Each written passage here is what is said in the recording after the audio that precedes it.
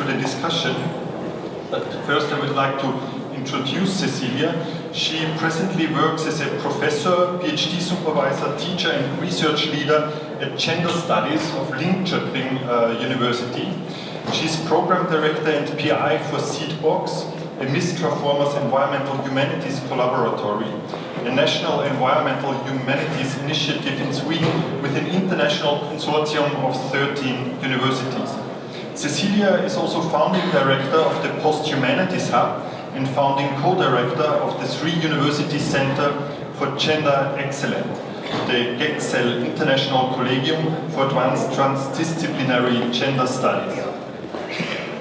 And the Post-Humanities Hub functions since 2008 as a post-conventional platform for research and doctoral projects, inventive collaborations between art and science, the humanities and society, and a host for visiting scholars invested in feminist theorizing, post-colonial science studies, media and cultural studies, human-animal studies, medical, digital, environmental humanities, as these expand the scope and relevance of the more than human humanities.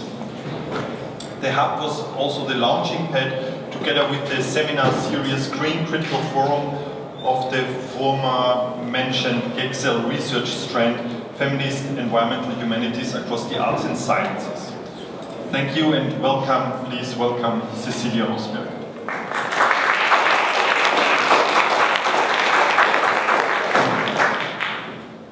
Thank you so much for that super generous introduction. I am really glad to be here. It's my first encounter with the Hydro Matters network that I've been kind of admiring from afar now. And I want to just extend my thanks to the organizers, to Erik, thank you for inviting me, to Pirita, who was organizing a lot of things, and of course to Kira. And it's really cool to be here and to be part of this event with the Biomark Society. I, of course, want to thank the speakers of today. It was really, I think, exciting and really also thought-provoking in bringing up a lot of different thoughts. So I was, during our lunch break, desperately trying to make some notes on these talks. But I would really like my response actually to be more of a collective type of response. So I would like to hear your questions, and so that we take this opportunity to kind of, pick the brains of these people while they're here. And hopefully this will, develop into a kind of a conversation with you involved as well. I have a few things that I would like to take the opportunity to hear you talk about more. And I have a few suggestions or maybe provocations myself to add. So, do you think that sounds like a good idea, a way to move about? Yeah? Yep. So you're still awake?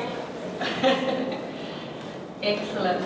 So I think that a central claim of this day's presentation is the need to recognize the more than human, or the inorganic, or the organic, or the molecular, that which is perhaps nanoscaled or Ångström-scaled even. The animal, the inhuman, the post-human, all these types of non-human dimensions of contemporary life. In short, they share this commitment to how hybrid matters. And the hybridity of expertise and scholarship is also evident, I think, here today to us. We really have a wonderful mix of art and the arts, sciences and technology. And I want to address Sten here. I think you really raised some very important things around storytelling, and then who is going to do the storytelling, I think we will have more to address in that part. And I couldn't agree more around the importance of storytelling.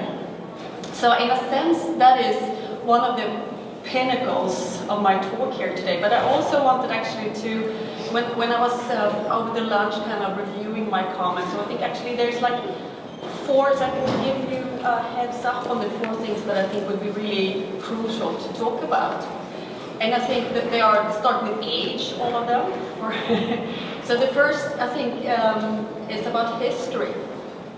And it was very much evoked by the wonderful presentation by you, Lucy. But I think actually history is something that you, too, it would be interesting to engage in a conversation in your presentation. Then I think, of course, we should talk a little bit about hybrid. I mean, hybrid matters. This is the symposium. And perhaps talk a little bit about hype. Who gets to do hypes and what are they good for? You raised the issue around the need for a leftist kind of populism. And then lastly, perhaps needed at the end of a long day and in these times, the last word of age is hope, and how can we discuss, conceptualize and work through hope.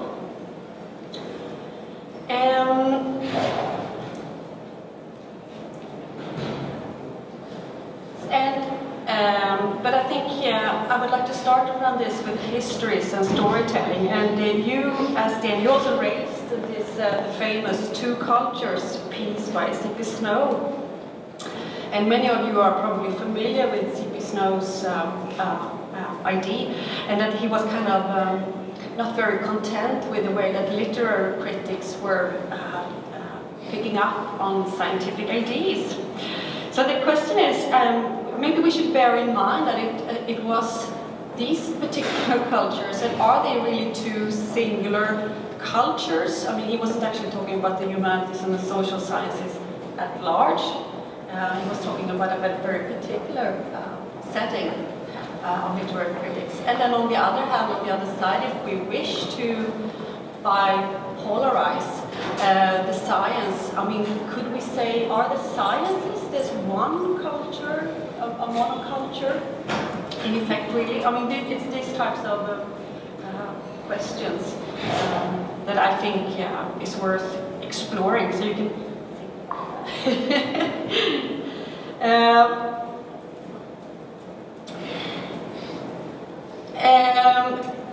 and of course there's, I mean, one thing that I was thinking about when you were talking about this, that there is this, within the field of science and technology studies that I'm, partly am indebted to, where the kind of social dimensions of technology, the social dimensions that actually science is culture in practice, and that there is, for instance, a hierarchy also within what we now maybe would call the life sciences, that there is, this hierarchy of different types of sciences, and that this hierarchy actually is also changing over time, so that the physics has for a really long time been like the top dog of the sciences, and chemistry was really, really important.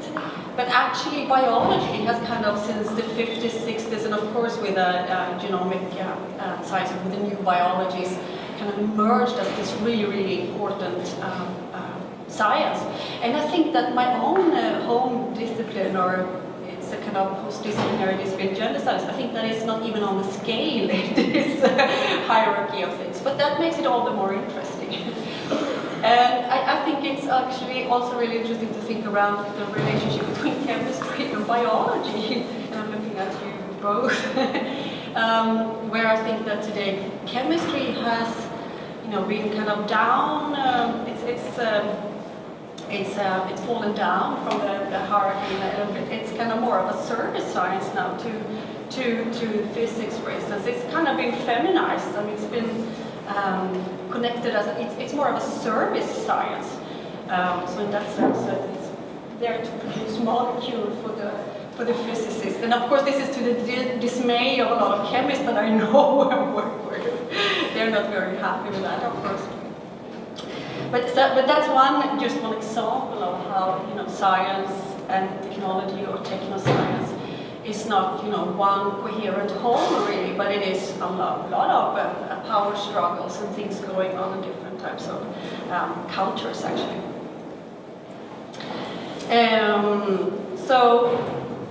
And one should, of course, probably start from where, you know, one hails in a sense. So, and that leads me to present some views on the need for an art and science inclusive form of the humanities, which is kind of where I was trained in. And the need, as I see it, for invigorating the humanities. And this is, of course, a central claim in a lot of humanities scholarship today, with all its minuscule funding opportunities, for instance. So it's not an easy place from which to, you know, work. And we should, of course, also consider that it's not that far since the natural sciences actually were a part of the humanities. And if I go back to chemistry, which is like one favorite little field in the natural sciences, actually still a lot of PhD degrees in chemistry are awarded with they become actually Dr. Phil, or not Dr. Phil, the TV show, what we call PhD, of course. It's in Danish, right? It's called Dr. Phil, yeah. So there is this, it's only like 200 years ago since actually there was this division between the sciences, what we call the natural sciences, and humanities as, you know, cultural research. In fact, when we had natural philosophy, and from that tradition, that entangled tradition, the starting point of actually thinking nature and culture together, which brings, of course, to mind, in my mind, the works of Donna Haraway. But we have actually the origins of some of the ecological or environmental thinking that is kind of resurfacing today. And I'm thinking about a forgotten scientist. I mean, we haven't completely forgotten about him, but because there are universities named after him, and there's a lot of things actually named after him, namely Humboldt, except from Humboldt.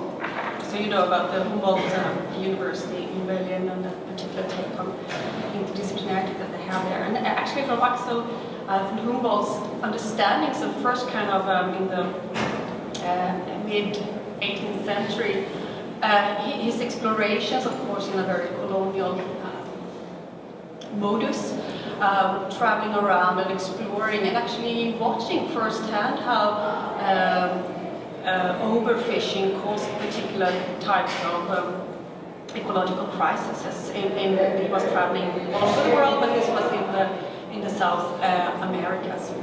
And he also saw that deforestation had an instant impact in North America, etc. So,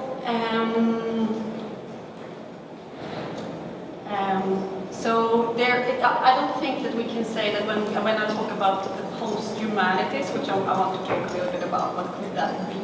I don't see that as the next step in a kind of progressive evolution of cultural or nature cultural research, really, but it is sometimes about the folding of particular attitudes or sensibilities that have been there or have been there in other forms, and then re-emerge or get reconfigured in different ways.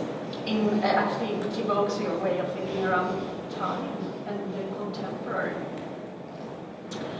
So really cognizant then of the very shifting terrains in the contemporary humanities, what I have chosen to talk about as feminist forms of the post-humanities, or feminist post-humanities, engages with critical and creative pursuits that address our changing relationships between political animals of both human and more than human kinds, bodies, technologies, techno-bodies, environments. And it does so from highly interdisciplinary or even post-disciplinary and definitely post-conventional perspectives, inclusive of both the art and sciences, or the arts and sciences. Now, feminist post-humanities may describe post-conventional research that already thrives on the margins or outside the conventional scholarly comfort zones. under this post-disciplinarity and focus, this kind of post-disciplinary heading, yet there are, as well as we all know, a lot of many other types of theoretical strands or theoretical developments that I just choose to collect and work on with this heading because of my own scholarly training, which is very multidisciplinary and interdisciplinary. So for me, terms like post-humanities really gathers up all these type of work that is going on in so many areas. It's not just within the life sciences where interdisciplinarity is a given in so many ways. And it's not just in the social sciences or in these new areas of research in media studies, culture studies, gender studies, etc. And of course, these theoretical strands that I was referring to goes into different types of headings. And I think there's so many interesting things going on in all of them, actually. I mean, for instance, in these new materialism, perhaps particular, but that's because of my leanings, to the feminist new materialisms, to different types of speculative realisms, to actually, many of them harkens back, in a sense, to what was done many decades ago in feminist science studies. There are many headings and many terms, post-human terms, the non-human term, the inhuman term.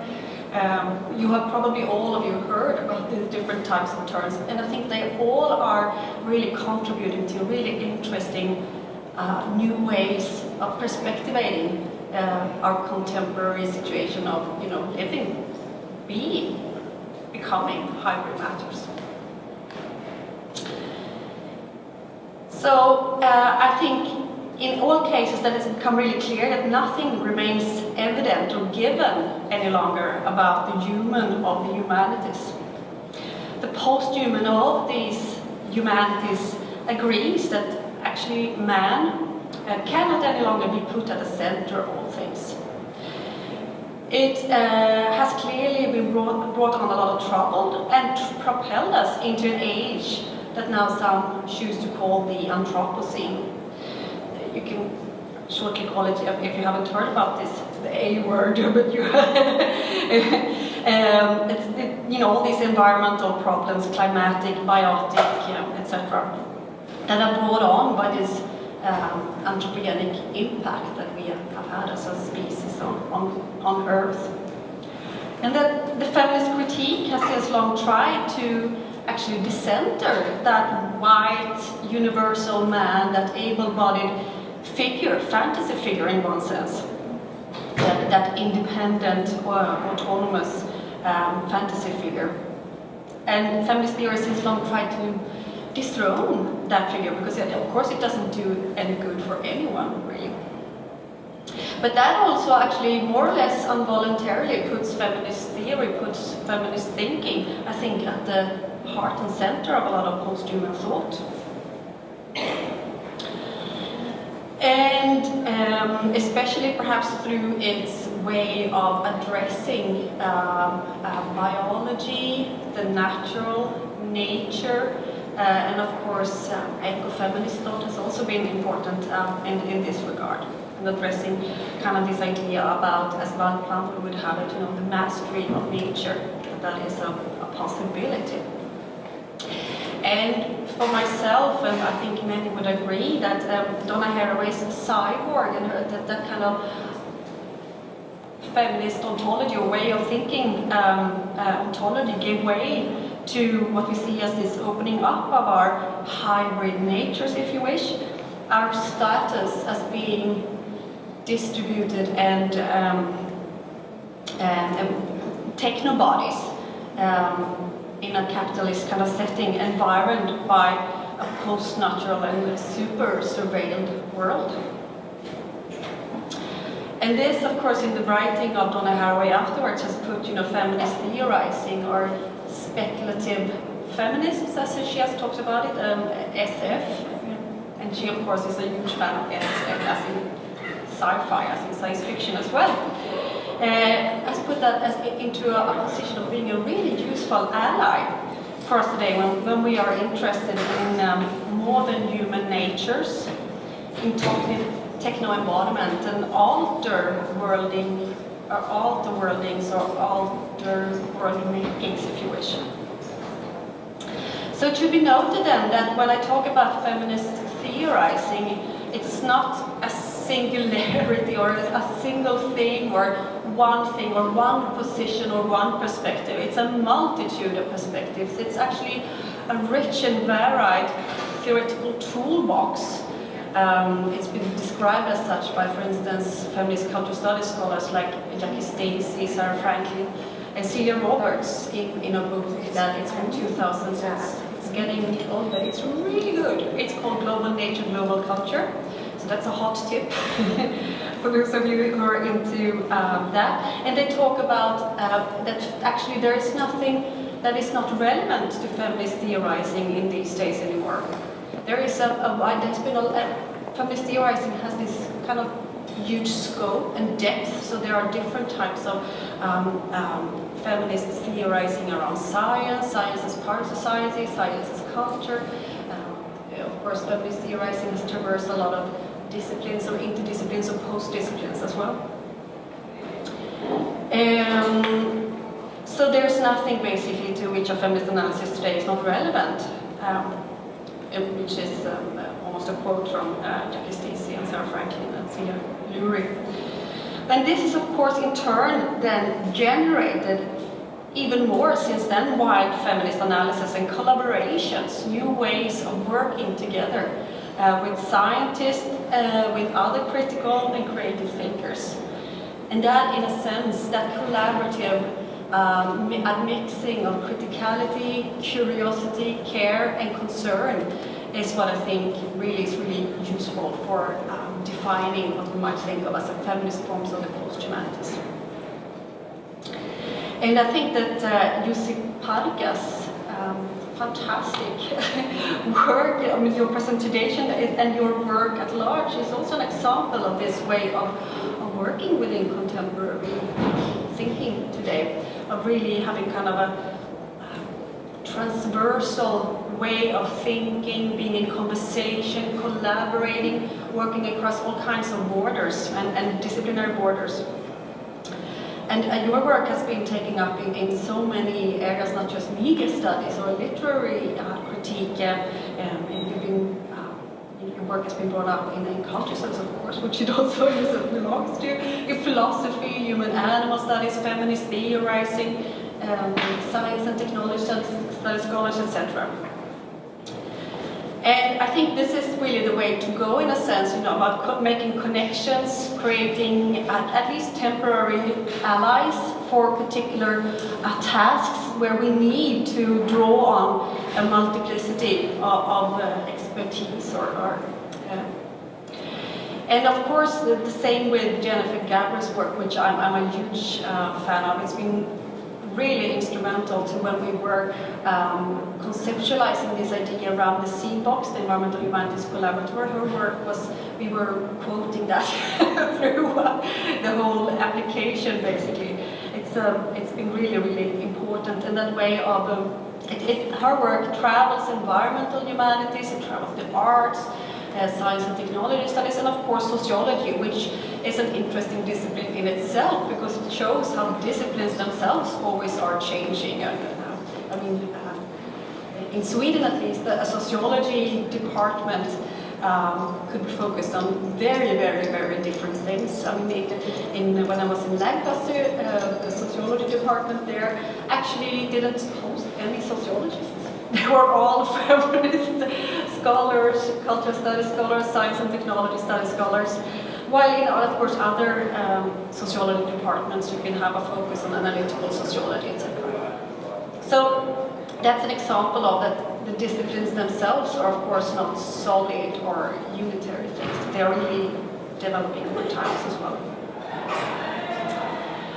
And I think that Gabriel's work really engages in really acutely relevant ways with the inhuman, and it brings in these types of non-human dimensions that really begs us to ponder some really serious questions about about ethics, about politics, and of course about anthropocentrism. And it's such a shame that she couldn't be here because I have some questions, but I will email them to her, and if we get really good, questions or responses, which I'm pretty sure we will get, we can maybe forward them somehow to to the Hybrid Matters website. So another thing that I think that's connecting the three papers is how that, as I mentioned, it made us think around storytelling. And if we were to move around a little bit to turn a little bit more to the Q&A session, I wanted you to think. You remember that I wanted to the 4 ages about history and how do we read it? Yeah, hybrid, exactly, and hype and hope. So I would like to turn to you, and once again I want to thank you for your very thought-provoking. It was really, really, really a pleasure and a privilege to get to hear this.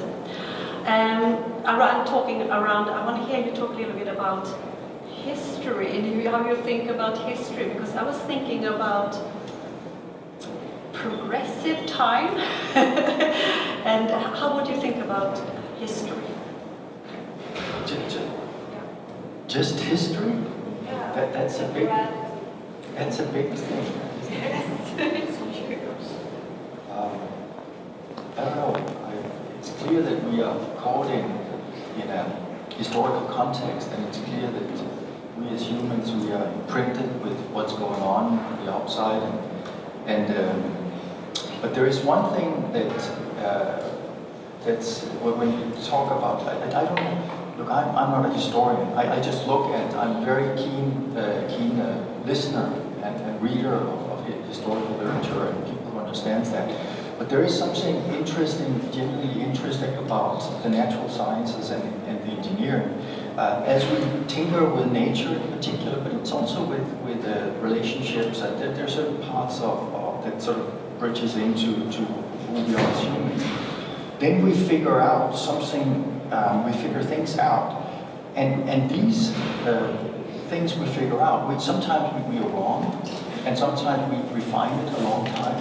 But they are somehow ahistorical in the sense that they stay true through history, except that they will be improved, or there will be bigger stories that encompass what we figure out. And the interesting thing here is that about the sciences and the natural sciences in particular, when I do something, or if you do something, if you're a natural scientist, then I'll show it to you, you'll critique it, and you'll try to try to see whether there are any flaws in it. I may have made some mistakes in the calculations or in my observations, so you might replicate what I've done or vice versa. And then we come to some kind of agreement, so that it's, of course, there's a lot of ego involved too, and we babble, because we love our own ideas more than this other person's ideas. But eventually, the ethos is that, right, you okay? I made a mistake, and you were right, and then we go on. So then we've sort of we've gotten to a new place. And so there is both, of course, history, because the kind of questions we ask is definitely historically conditioned. But many of the things we try to find out, they stay. So that's something that I would like to say. I don't know whether was that what you were looking for? Yeah, in a words. Yes, I think so. I mean, I'm in a sense, I was thinking. I mean, this is there is this conventional, also actually understanding of science being cumulative and generating more. Sorry. Sorry again. That scientific knowledge is built up basically over time, that it gets better and better and more, and we have more and more accurate ideas about the world. But that, in a sense, is something that a lot of scholars in this field called science and technology scholars, and of course history of science, have taken a little bit of an issue with. They have kind of questioned this idea that actually there is also, and a lot of feminist science studies scholars who actually is a funny creep because they are sometimes trained scientists themselves, so they are really a little mix of everything. But anyway, they kind of pointing to that there's actually a lot of forgetting. There's a concept, for instance, on epistemology of ignorance, if anyone want to Google. That is really interesting. And so all this forgetting, and also the kind of whose knowledge gets to count, of course. Yes. And who gets to count as doing science proper, having in mind that how No, it's it's imperfect. We're humans, so we screw up and we battle with each other and disagree and we intrigue and we do all the kind of things that they did at the French court. But nevertheless, there is certainly there is but sometimes things are being forgotten and then they'll be discovered maybe sometimes many years later.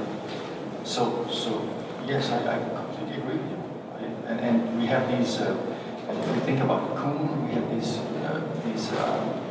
scientific revolutions where we, so to say, reorganize the way we see the world in certain fields. And Kuhn, he was a little bit less sort of radical in as he got a little older. He got some of the critique back, but no, it's an imperfect business. Yeah. But one thing that I really admire about the natural sciences that I think we in the humanities need to take our cues from a little bit more is about actually collaboration. So even if there is a lot of kind of direct, conversation and squabbles or things. Yeah, disagreement is wonderful. I mean, yes. Some of the best conferences or meetings is when you come with deep respect for your colleagues and they disagree with you. Yeah. And it can get pretty loud and you are either arguing, usually it's on a blackboard or whiteboard, you would sit and you are walking and then you realize that, man, I made a mistake. Or, wow, I never thought about this. Of course, sometimes it takes a little bit convincing to see that. So that's true. And we try, this is a leap of what we try to tell our students that that's the best thing that can happen if somebody helps you to realize something is not right. Yeah. In a sense, I think we have what might with types of affirmative readings in humanities and social science as well, thinking with. And but I think that one of the problems with humanities is perhaps that even if we today, for existential purposes, really are collaborating and working across all kinds of borders and boundaries, there is still this mythology of the single humanist sitting in his really office, thinking deep thoughts all alone, while in the reality of contemporary cultural social research is that it's very collaborative. That's how we survive. We have to network and be able to be read. Yeah, but also I want to say something else that somehow puts us in a little bit, not so nice word, light as a natural scientist. So one of the things that I had to do, because I do, I guess it's not really biology if you ask the biologist, I quickly figured out that I could not get any of my scientific work from our community published in the top peer-reviewed journals that are sort of dominated by the biologists.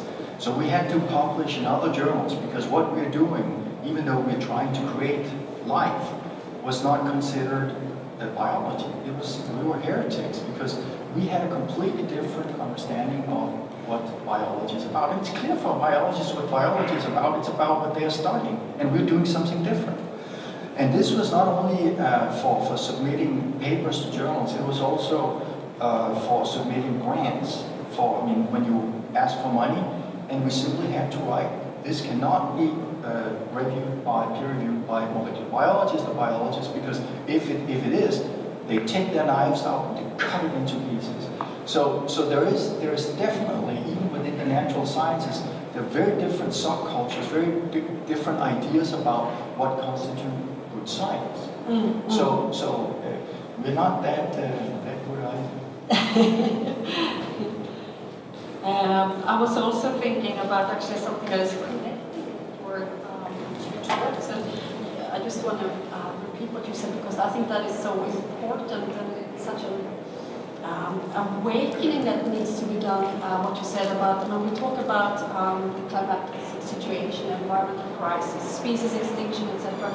We have so much knowledge about this, and it's not necessarily more facts that will actually change our own perception of ourselves in relation to others, if it's Earth others in this case.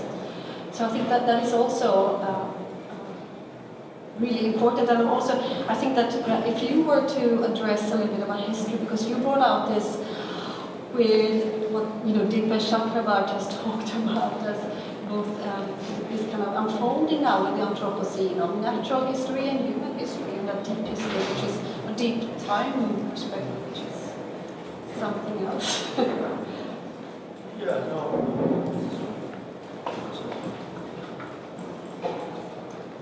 So yeah, true. There's a couple of ways of kind of responding to that as well. And thank you, by the way. That was a really lovely way of summarizing so many key themes that were like hovering around the room, but were not articulated as clearly about post-humanism, but also feminist theory as well. So that's great.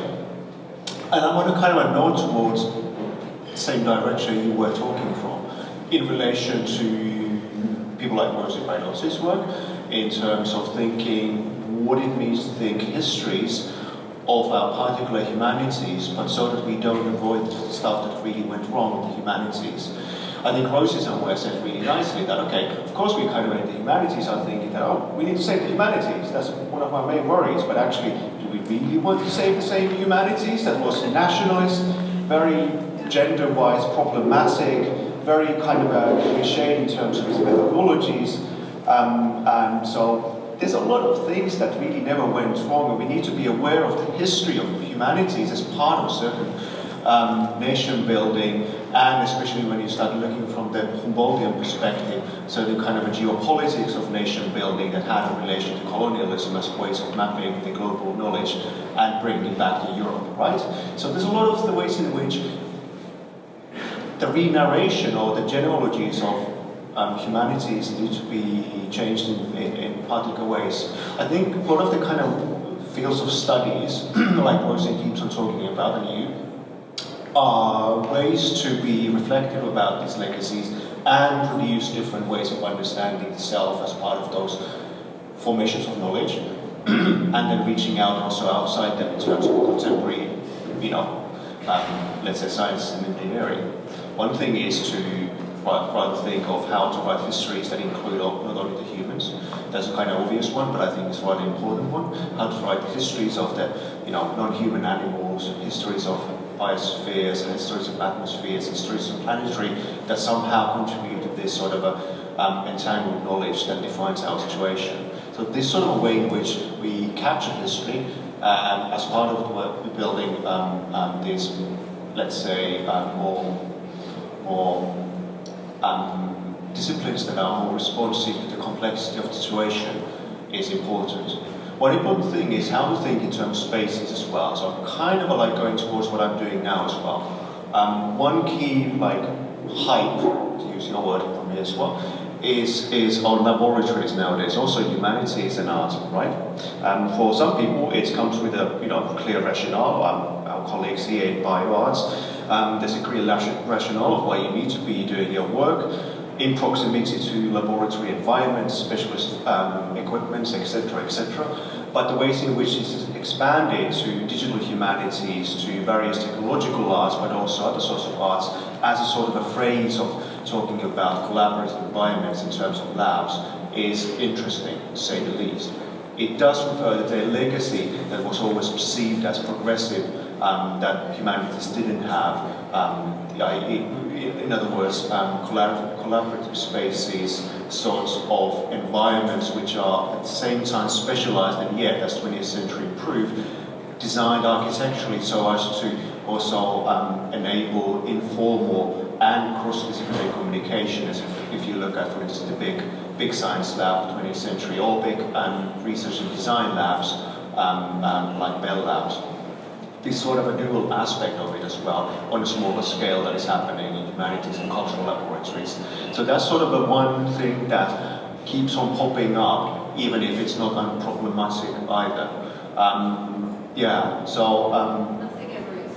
No, exactly. That's the kind of a weird thing that, always really, God, it's really boring to talk to a humanities scholar like me. It's always that, you say something and then you add, but of course it's a bit more, complex.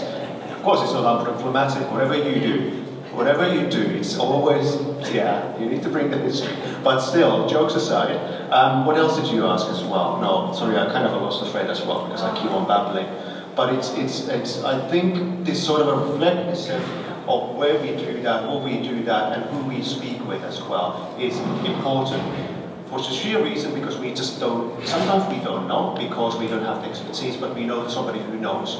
And this sort of a ability to work horizontally, obviously, but then it is indeed the question that Sten was pointing out, and we all been pointing out, and we really haven't cracked that nut yet, is how to make it scale on a level that becomes politically significant, especially at times which couldn't be more urgent. And this is the weird kind of disconnect that we still need to be able to find ways to address. And sort of that's like, in certain ways, that's sometimes the boring bit, but that's the most crucial bit as well. And that's also one of the reason why kind of anyone who works in the university environment knows that, are there any heads of department here? Are there any deans here? Because I'm going to say something really bad. Usually you don't want to, usually you kind of don't like your head of department. Usually you don't like your dean. Usually you don't like people who are in budgetary, responsibilities, right? Nobody throws anything at me. But that's exactly the reason why we need to have people who are very good at that in those positions. Usually people with a lot of, we try to avoid them quite often, but actually those kind of a crucial political positions, they're political in terms of money flows and in terms of supporting things, those are the really crucial ones. And then you can think of that outside as well. How do we get people into positions in institutions that have policy effects, they have political effects, they have visibility in terms of whether it's media or somewhere else. And that sort of a work is not really sometimes the most glamorous one, especially when it comes to the grayness of administration. But at the same time, that's really where a lot of this sort of power happens, okay? So that's, to me, a really interesting way of suddenly expanding the agenda that we're talking about here as well, and trying to think of ways in which it can have some political efficacy. Thank you. We have 15 minutes left, and so if you have a question or something now, oh yeah. Okay. That's good, Erik.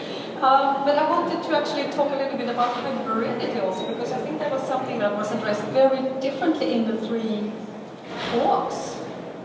I think that Jennifer was addressing it in very, very explicit ways. In her talk, and I think that your way of, as you notice, I'm completely into this with disciplinarity and interdisciplinarity, but I think that you were really doing it really beautifully in your way of bringing in Rob Nixon's notion of slow violence and toxic incursions, that are actually shaping our bodies today, and bringing that into the kind of chemical natures of that culture. I think that was really wonderful.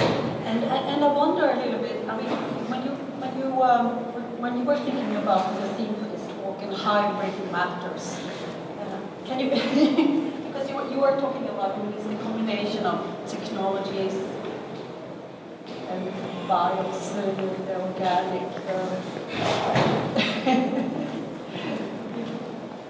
would you like to address this or how do you think about hybrid humanization? For me, it's very simple because hybrid is when you look at processes, the way we understand them today, they either happening sort of in they always happen in matter. They have to be substantiated in matter somewhere.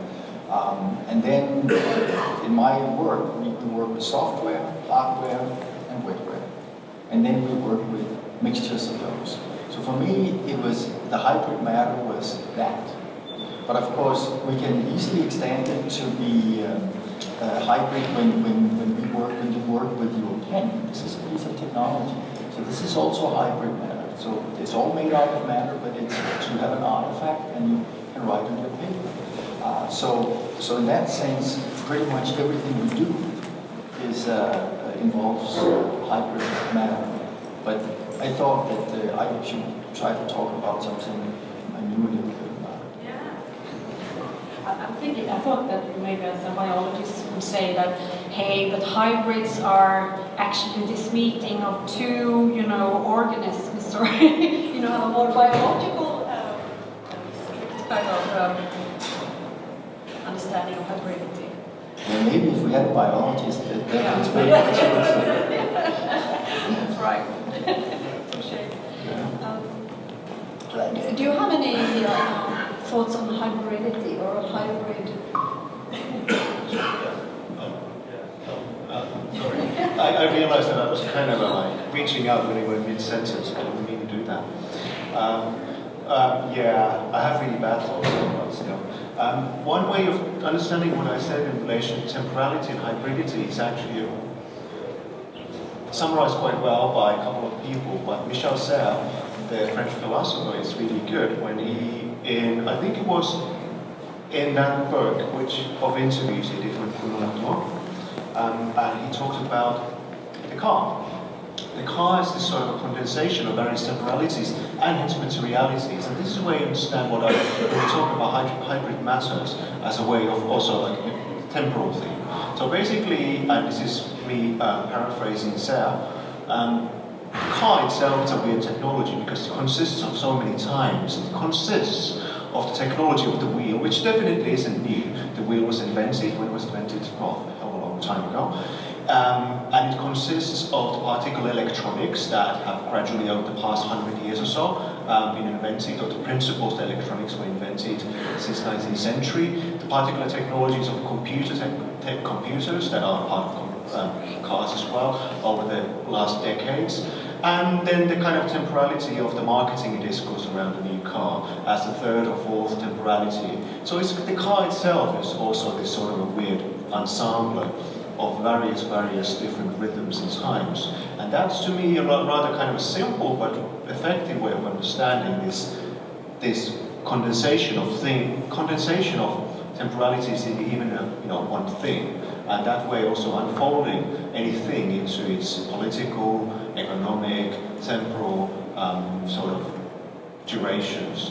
And that way using hybridity, even if I'm usually saying we don't need the word hybridity because everything is already mixed, it kind of assumes, and this might be a little wrong, but it assumes that things were already separate. Well, they were not. But despite that, hybridity can work as this sort of a methodology of understanding how folding and unfolding work, to use Gilles Deleuze's terms, in which whether it's materials, but in cases of also like ways with which we talk about materials, ways in which we theorize about materials, and etc., fold as part of its being or becoming as Jenny was talking about in relation to Simon and Deleuze. So these sorts of like dynamic realities is where hybridity happens to me. And again, it needs to be something that is guideline for our methodological engagement with the world, but also in terms of as a term that we can use for this sort of assembled nature of it all as well. And that, of course, brings in politics. The fact that if something is assembled or designed, it can be also unassembled or reassembled or redesigned, and hence changed. This doesn't mean some kind of a fluffy-duffy postmodernism at all, but a recognition of the various politics that go into these even technocultures as well. Not the kind of silly things that we could, anyway. That's not exactly what I wanted. I wanted to know about the limits. I wanted to take the opportunity when I'm talking to these smart people here to hear, about the limits of hybridity as well. And I wish I had a beard. It looks so nice. But, sorry for that. But is there?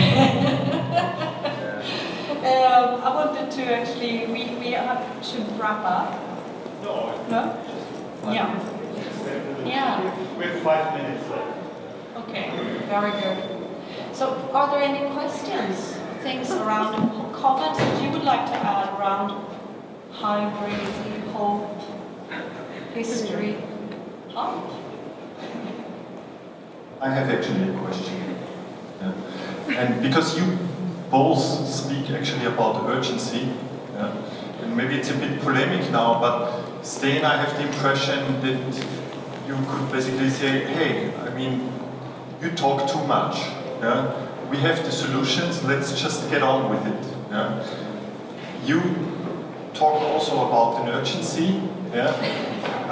But there is also kind of the idea of, yes, but let's just hold on for a second and let's think, analyze the conditions, what brought us to here, to kind of find out that we don't make the same mistake again.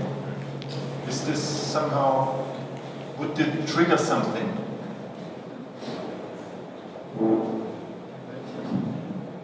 So I don't, I agree with both of them. I think that we have, for the solution of our environmental issues, we have the technologies. We don't need to do more. But there are lots of ways by which we have to ensure we don't, to try to prevent ourselves from messing up. Learn as much from history as possible. So I, on the one hand, I think that it's let's get this done yesterday. But on the one hand, on the other hand, let's think about these things while we are doing it to do it in the best possible way. So I don't think there is a dichotomy there, but I don't know what you think. Yeah, I pretty much agree. Really, the most boring panels are the ones where they actually agree. But I completely agree that it's kind of you can't have the one without the other. A critical awareness of what you do in order not to kind of to be able to position it and to reproduce the various kind of, whether it's ideological or other sorts of issues. But the urgency is there as a sort of, again, the future horizon that somebody asked earlier as well. Future horizon that also needs to be grabbed on a massive scale. It's one of those unfortunate things that also people on the kind of proverbial left need to be, and this is something again that comes from the work of Benjamin Bratton and other people, that we need to be able to think big. In terms of if we're doing critique of contemporary societies and technological societies, it can't be only about really kind of small things that are important, not to be dismissive of those. We need to be able to think in terms of big infrastructures, big planetary infrastructures, political ways to actually mobilize them. This kind of contributes to what you said, and coming up with plans for them.